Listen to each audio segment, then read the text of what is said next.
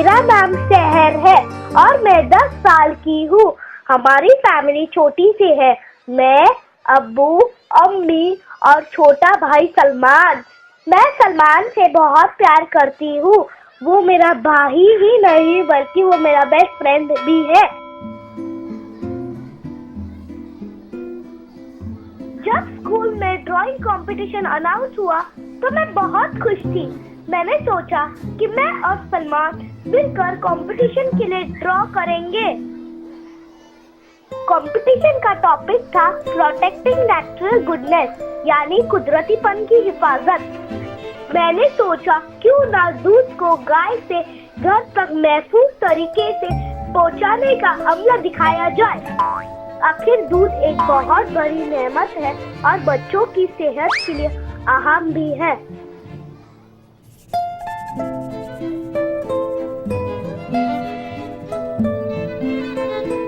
कुछ ही दिन बाद सलमान की तबीयत खराब हो गई। उसकी बीमारी की वजह से मेरा ध्यान कंपटीशन पर कम और उसकी सेहत पर ज्यादा हो गया। उसकी हालत ऐसी थी कि वो अपने बिस्तर से नहीं उठ सकता था। अम्मी और अब्बू के समझ में नहीं आया कि वो ठीक कैसे होगा।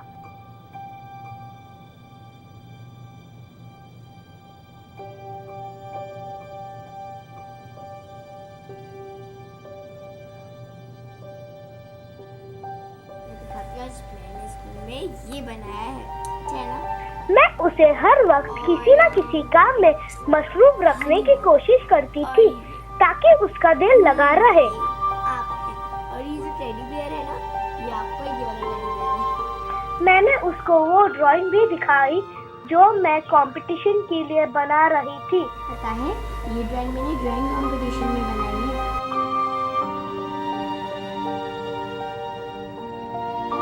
सलमान का बड़ा दिल चाहा कि वो मेरी हेल्प करे, लेकिन बीमारी की वजह से वो कुछ भी नहीं कर पा रहा था।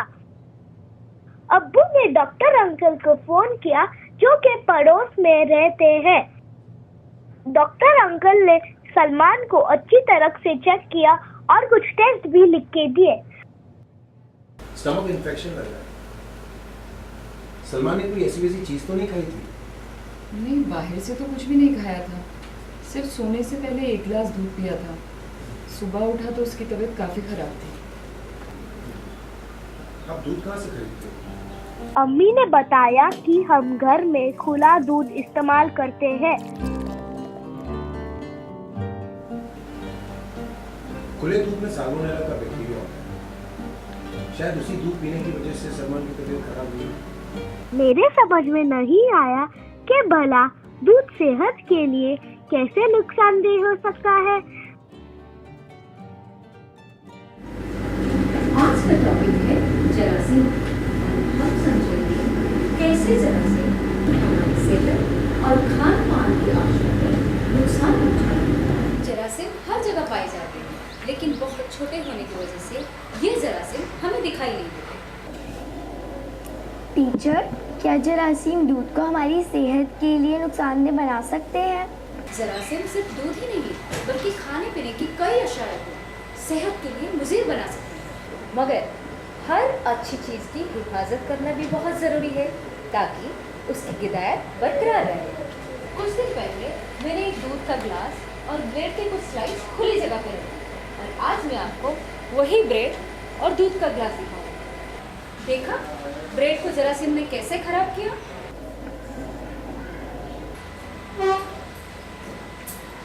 सहर, दूध उस वक्त अच्छा रहता है जब वो गाय या भैंस से हासिल किया जाता है, मगर अगर दूध को महफूज ना किया जाए तो वो जल्दी खराब हो जाता है। इसे 4 डिग्री सेंटीग्रेड पर रखना ज़रूरी होता है। इस टेम्परेचर पर जरासीम फैल नहीं सकते, लेकिन अगर दूध खुला है और उसको सही टेम्परेचर पर ना रखा जाए तो उसमें हवा, रोशनी और जरासीम आसानी से दाखिल हो सकते हैं, जिसकी वजह से दूध में बैक्टीरिया सैकड़ों की तादाद में हर सेकंड फैलते रहते हैं और दूध को सेहत के लिए मुज़िर बना देते हैं। मुझे तब समझ में आया कि दूध में बैक्टीरिया जैसे जरासीम होते हैं।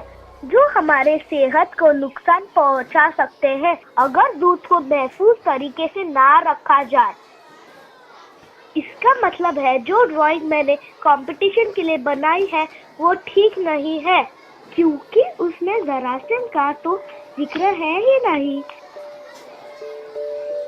यही वो डरावने बैक्टीरिया थे जो सलमान में घुस गए थे और उसकी बीमारी की वजह बने हुए थे। लेकिन दूध में जरासीम कैसे घुस गए? इसका मतलब है जब दूध गाय से हासिल किया जाता है तो हमारे घर तक पहुंचने के लिए उसे लंबा सफर करना पड़ता है और गर्मी, हवा और रोशनी की वजह से इसमें जरासीम तेजी से फैल जाते हैं। आज बनाया है मैंने ड्राइंग। क्या हो रहा है? मामा ये भी देख, मैंने ड्राइंग बनाई है। अरे वाह, ये तो बहुत अच्छी है। मामा अगर दूध में जरासीम होते हैं तो वो हमारी सेहत के लिए मुफीद कैसे हो सकता है? बेटा, अम्मी ने मुझे बताया कि हमें जरासीम से डरने की कोई जरूरत नहीं, क्योंकि हम दूध को घर में अच्छी तरह से उबालते हैं और दूध को उबालने से जरासीम पूरी तरह खत्म हो जाता है। इसका मतलब है जब दूध गाय से हासिल किया जाता है और हम तक पहुंचने के लिए लंबा सफर तय करता है और गर्मी, हवा और रोशनी की वजह से इसमें जरासीम तेजी से फैल जाते हैं। जब हम दूध को खरीदते हैं उससे घर में अच्छी तरह उबालते हैं ताकि उसमें से जरासीम खत्म हो जाए और वो पीने के लिए महफूज बन जाए। ये जानने के बाद मैंने अपनी ड्राइंग को फिर बदला।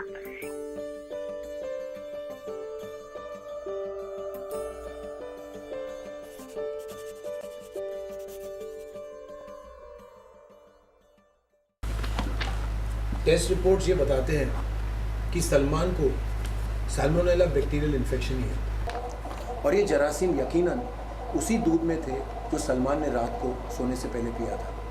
मैंने डॉक्टर अंकल से पूछा कि हम तो घर में दूध उबाल के पीते हैं और उबालने से दूध में जरासीम खत्म हो जाते हैं, तो फिर सलमान दूध पीकर कैसे बीमार हो गया? डॉक्टर ने कहा कि घर में दूध उबालने से पूरे जरासीम नहीं मरते। कुछ बैक्टीरिया जैसे साल्मोनेला उबालने के बावजूद भी जिंदा रह सकते हैं। इसका मतलब मैंने जो ड्राइंग बनाई है वो सेहत बख्श दूध हासिल करने का सही तरीका नहीं है।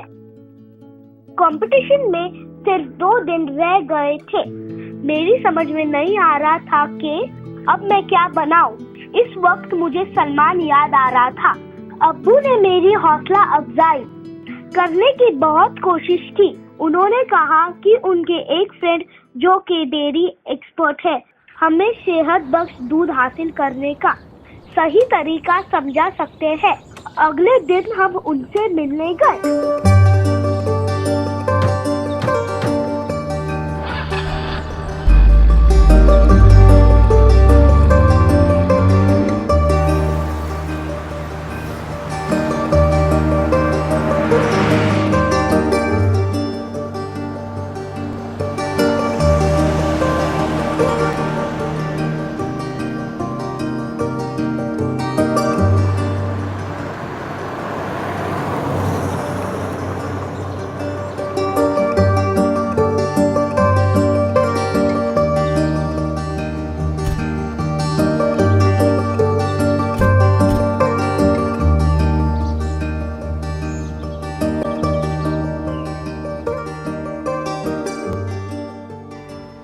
मुझे डर था कि शायद डॉक्टर पाशा को मेरी ड्राइंग पसंद ना आए।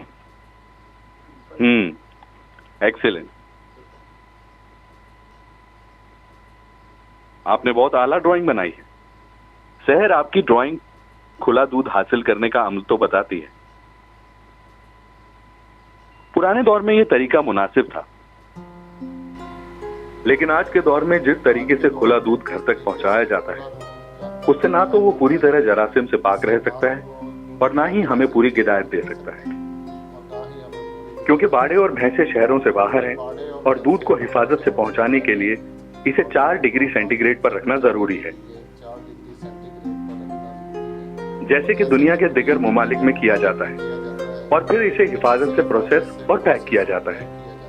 जदीद प्रोसेसिंग और पैकेजिंग टेक्नोलॉजी की बदौलत दूध की गिदायत और उसका खालिसपन दोनों महफूज रहते हैं। गत्ते के डब्बे का दूध भी इसी टेक्नोलॉजी के जरिए पैक किया जाता है। खुले दूध की तरह डब्बे वाला दूध भी गाय या भैंसों से ही हासिल किया जाता है, फिर उसको फौरन मिल्क कलेक्शन सेंटर्स पर पहुंचाया जाता है। यहाँ पर दूध की क्वालिटी और गिदायत को टेस्ट किया जाता है, फिर 4 डिग्री सेंटीग्रेड पर ठंडे कंटेनर्स में महफूज कर दिया जाता है।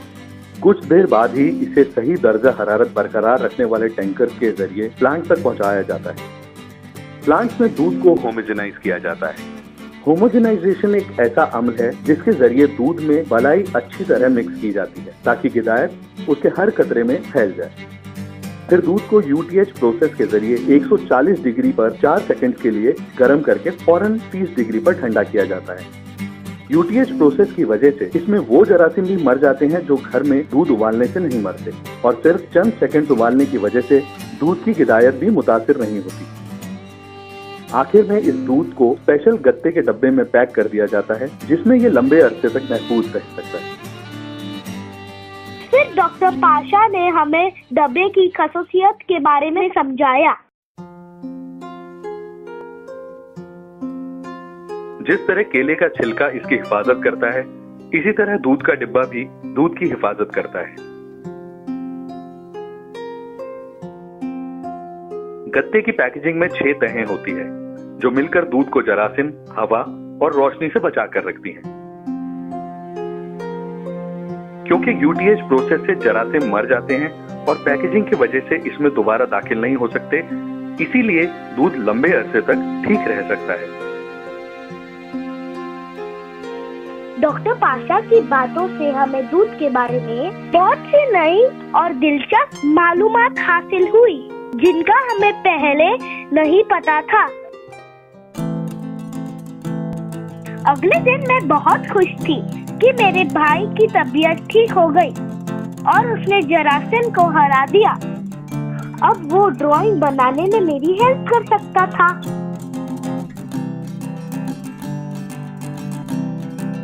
हम रात देर तक ड्राइंग बनाते रहे। सलमान की मदद के बगैर मैं इस ड्राइंग को कभी टाइम पर कंप्लीट नहीं कर सकती थी।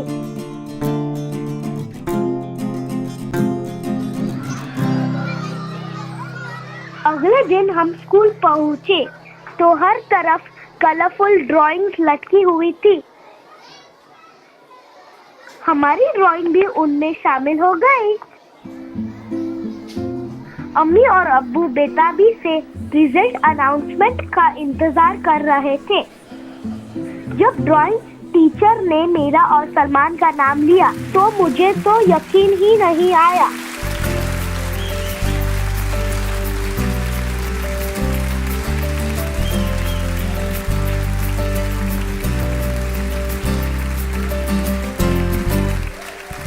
टीचर ने हमें स्टेज पर बुलाया और कहा, मैंने और सलमान ने ना सिर्फ बहुत जबरदस्त ड्राइंग बनाई है बल्कि अपनी ड्राइंग के जरिए दूध का खलीसपन और कुदरती गिजायत को महफूज रखने का अमल भी सबको समझाया है। फर्स्ट प्राइज जीतने पर अम्मी और अब्बू बहुत खुश हुए। सलमान की तबीयत खराब होने की वजह से हमें परेशानी तो बहुत हुई, लेकिन इस दौरान हमारी फैमिली ने बहुत अहम बातें भी सीखी। अच्छा दूध कहाँ से आता है, इसे कैसे महफूज किया जाता है और इसकी पूरी गिदायत को कैसे बरकरार रखा जा सकता है।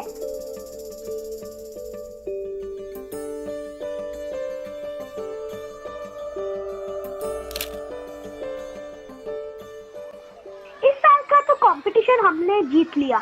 अगले साल हम जीत पाएंगे कि नहीं मुझे अब इसकी फिक्र नहीं, क्योंकि मेरे साथ मेरा भाई सलमान जो है